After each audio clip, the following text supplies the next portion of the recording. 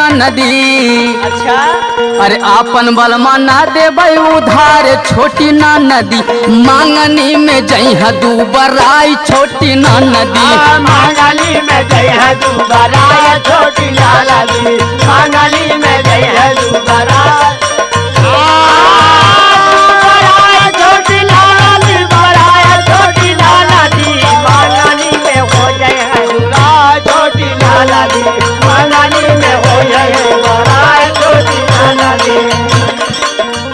और जाने लू अपने बलमा बदे हम का करीला? का करेलू हो?